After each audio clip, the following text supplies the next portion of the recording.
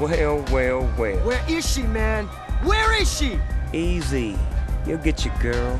First, I've got one last job for you. Forget it, Crow. A deal's a deal. Now give me my girl. Whoa, you better check yourself right there, bitch. You in no position to be making demands. You wanna walk? That's fine. But you ever wanna see your girl again? You gonna do what I say. You got it?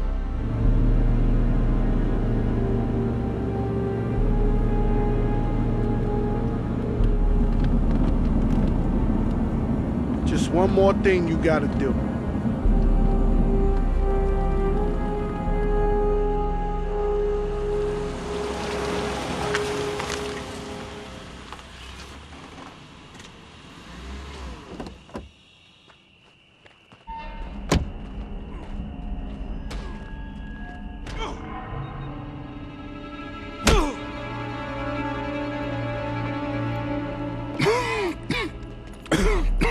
So this is it, huh?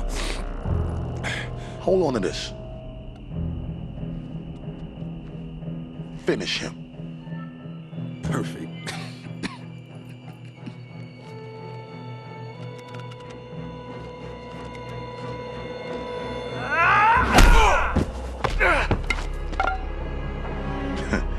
Stupid move. Stupid move. Yeah, he never was that bright. Wanna jump off? Let's go. Alright, this is Nearphotison. Sorry you guys had to start this episode off with a cutscene like that. That's kind of unusual for my Let's Plays. I try to avoid having you guys give it a cold open like that. But that's just kind of how the episodes end up coming out. I think this episode's already going to be a little bit short, so I wanted to stick the cutscene on this one. Though, I'm just recording straight in from last week's episode, so last week's episode was just a few seconds ago for me. But here we are in the, probably the hardest fight in the second half of the game. Not necessarily because of the fighters, as you can see we just took out Crack pretty easy, but because Blaze there, if you let him get knocked out before you've taken out one of the other two, the match basically becomes impossible. Because between Crack and Magic, they're both too strong for you to be able to take them both on. They just won't give you any chance for offense, and I don't think, maybe on easy, but I don't think on normal or hard difficulty, I don't think it's possible to beat both of them by yourself. But thankfully, Blaze was able to stay alive long enough for me to take out Crack, and so now it's a foregone conclusion, because he's basically got the same problem we had, even though Blaze, as you can see, started out pretty hurt. He's still doing damage to Magic, and basically, when you have to split your attention, like, as soon as you try to attack somebody else, the other guy's gonna be right behind you. So, yeah, Magic's is just in a bad way here. It's only a matter of time. But, I think there's only gonna be 3 matches in this episode. For all the long stretch where there was very little cutscenes and story, what I like to call the dry spell of the game, where it's just fight after fight after fight, and that's what the last month or so of this show's been. At the very end here, in the last stretch, there's just a ton of cutscenes, some of them pretty long. So, let's see. I'm blazing here, as you can see, so this should get him down to where we can finish him off. If I can just throw him into the wall, or double team him with Blaze, or something. Yeah, he's not hurt to the point where he can't heal, but he's hurt enough that it's not going to be hard to get him back in there. Okay, this should do it, I think. Yeah. Okay, so there goes Magic. And now we are friends again with Blaze, which is pretty great. No little victory animation this time, just auto-saving, and then it's going to take us into the next part of the story here. We'll see where this goes. Where's my girl at? Where is she? It won't do you any good anyway, man. Where is she? Come on! We ain't never gonna let her live anyway, man. Where is she, man? Tell me! She's being held in the old tire factory in Brooklyn. Wait here. Anyone shows up, you hit that horn. I'll be back.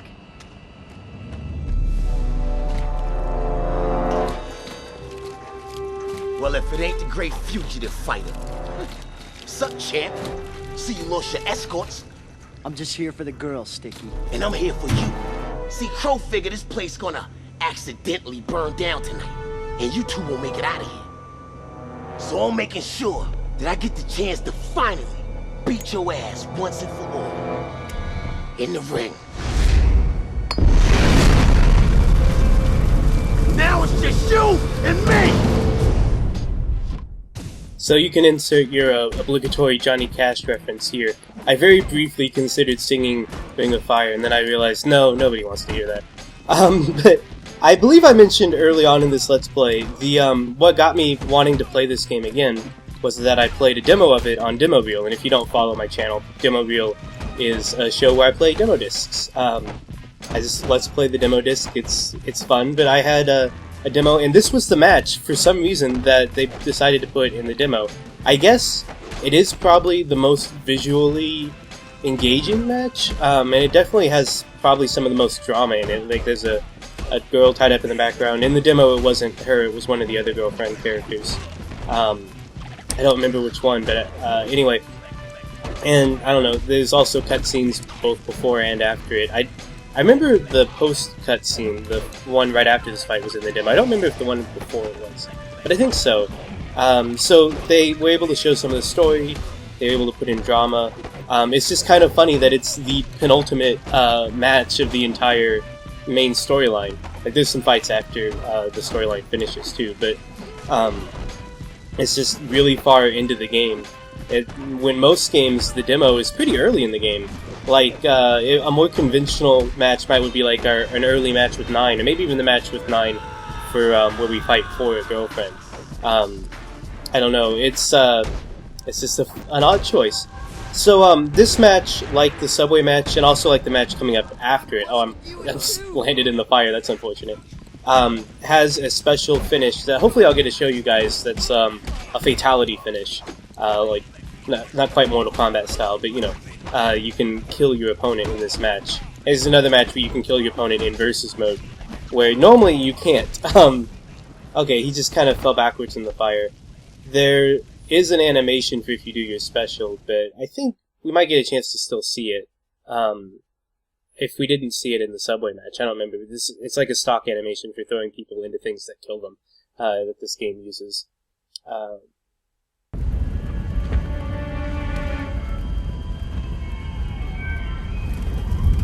Come on, man.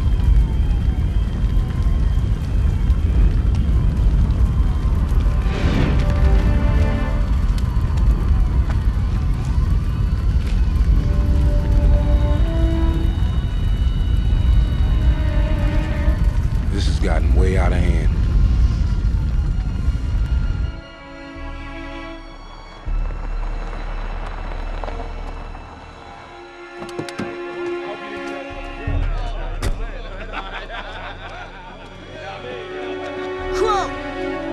We gonna finish this right now. Shit. You didn't actually think I'd let you go one-on-one with me, did you? No, actually, I didn't.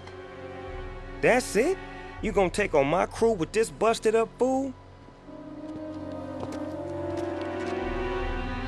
What you bitches waiting for? Get this trash up off my lawn. Move! I'm out, man. He's your problem. Me too. I had enough of this. Fine. You die too, motherfucker. Come on! Take all these bitches out! We got this one.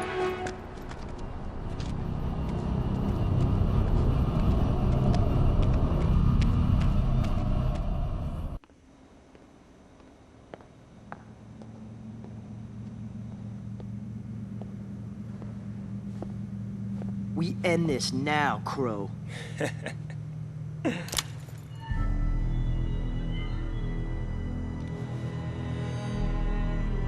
Hey, man, what you waiting on? Shoot this fool! Now! Hey, yo, you know what? Fuck this shit. It's all yours. Looks like you got a morale issue there, brother. Come on, man. Ain't no need for this. Just join with me. I earned the city fair and square. You broke the code. Fuck the code. D-Mob was always talking that old school loyalty bullshit. You from the streets, you know there's only one code out here that matters. Ride or get rolled on. Hey, hold on.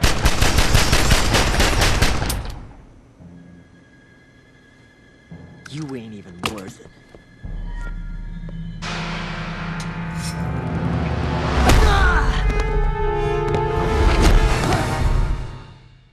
So here it is finally. You see Crow starts out with his weapon here, but we can knock it out of his hands pretty easy. And then if we can pick it up, it's kind of hard to pick up weapons, we can use it on him. So I mentioned before that this match, like the subway match and the fire match, or inferno match, or whatever you want to call it, it does have a fatality option, and that's these huge windows behind us. And if I can, I'm going to throw Crow through one of these windows.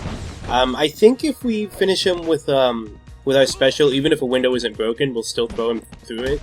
But you can also break the windows and throw people out of it, like in the Dragon House, which can lead to some easy victories. But the windows aren't nearly as prevalent as the fencing in the Dragon House, so it's not quite as easy to get a cheap win as it is there. But it's all three of them I mentioned have an animation where you land a certain number of punches and you just kind of grab them and throw them, and you'll either throw them in front of a train or throw them into a fire or throw them out the window, and I'm pretty sure they all have the same animation. It's been a while since I played this game. I've mentioned that a few times, so I could be mistaken on that. You don't necessarily have to quote me, but that's my recollection anyway. So I let Crow get his special here, but hopefully we can just throw him against this wall. It's not against the windows, so they aren't cracking, but we are at least keeping him from using his blaze, and now we've got ours. Right when his runs out, so that's pretty convenient. It's like this. I don't think we'll be able to get him down in the red quick enough that I can use this on him to finish him off then, but maybe we can get another blaze. If I can grab him here, he may not let me hit him with it, which is... jeez, we're just trading these now. Maybe I can keep him from even activating his this time. But yeah, I like the ending cutscenes to this. Like, it's pretty cliche. The like, oh, he's the bad boss, learns that, the fear is not real power, all that stuff, and so, like, some of the big players all change sides for that fight down there, and even Magic, who, up to this point has been probably the most loyal, Snoop Dogg guy. Like, he's never shown any kind of respect towards us whatsoever, like some of the others. Even Crack, I think, had us at one point. Magic's never liked us at all, but for some reason he just can't pull the trigger. Probably because he's, I don't know, I guess something we did in the fight with Blaze won him over. I don't know, but as cliched as it is, it does kind of work for me. I like it. It's not brilliant, and I'm not going to praise it as great story writing or anything, but here we go. And yeah, you get to see, this is the animation I was talking about. I just remember seeing this a lot, because this is always how I would try to finish these three types of fights. And there we don't see the impact, probably for the best. Knowing this game, they would have animated it as gruesomely as they could, since they went through all the trouble to get the face bloody and everything. But yeah, Crow is dead. We just murdered him. But he's not our first murder victim, because we're kind of bad people.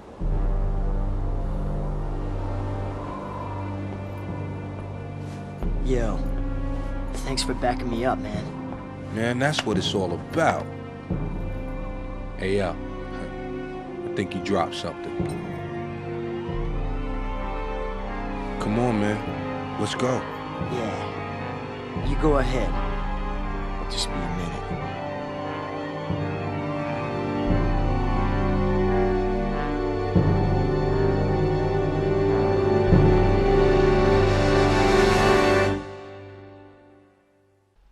And that's going to wrap up our main storyline there.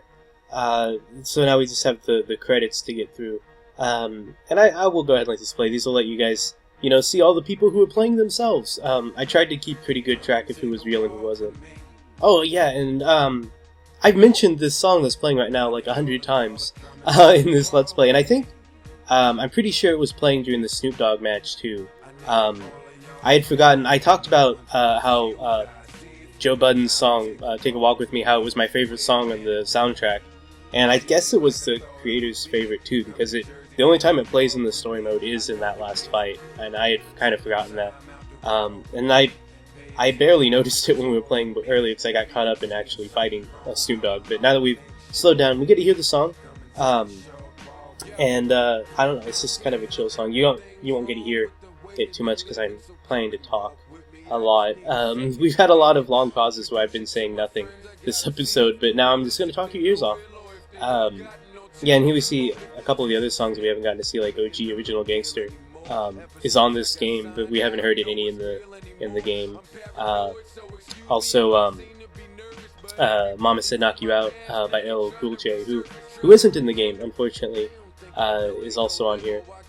But, yeah, so I mentioned earlier there is a post-game. I don't know how much, off the top of my head, I don't remember exactly how much. I know there's at least one more tournament that's like the ones we did before, where you go in and you just do a string of fights with no break in the middle.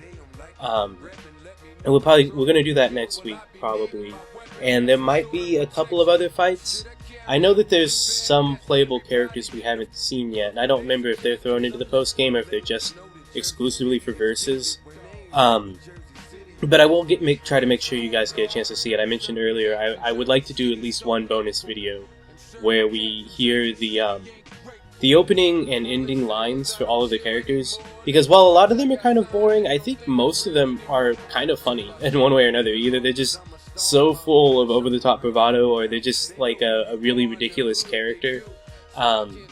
And we've seen most of the opening dialogue, but I've been talking over a lot of them, and we haven't seen hardly any, because very few times have I lost and decided to keep it in an episode. Most of my losses didn't make it to the final product, so we didn't get to see a lot of them. But yeah, we should do that. I'm probably going to have to unlock a couple of characters. I know there's one or two characters that you have to unlock outside of the story mode. One specifically I remember is the Suspect, who was the character model they used to represent our character before we had done the character creation, if you remember from the opening cutscene. He's just a guy in a shirt and hat, and he's like all shadowed. But I think it's really funny that that's a playable character. It's kind of, it reminds me of Meat in Mortal Kombat, where you had, originally Meat was just the skeleton that got ripped out of people in some fatalities, but for whatever reason you could unlock him in one of the earlier games, and then he became kind of a canon character later with like a backstory and weird. It's really weird. Fighting games are notorious for having these fucked up characters that make no sense for why they would be playable, but they just put them in there because, hey, if we have the character model, why not have them playable? And I think the same logic goes for the cops from that opening scene, who as I recall, are also playable. Even the woman that took our character sketch, I'm pretty sure you can play as. Just anything they animated, any character that they did a model for, no matter how relevant they are to the storyline, you can play as, I believe. So, if I do that video, it's going to be a video where I probably don't talk a whole lot, unlike this credits sequence, then you'll get to see all of them there, if you're curious. And, I mean, if you're curious, you can also just go to, like, the Def Jam Wiki or something. But, I don't know, I just like kind of sharing all the little things about these games that I play, because I don't Let's Play games unless I at least find them interesting. So, with maybe a couple exceptions, some of the stuff I do with other people, maybe not so much, but, yeah.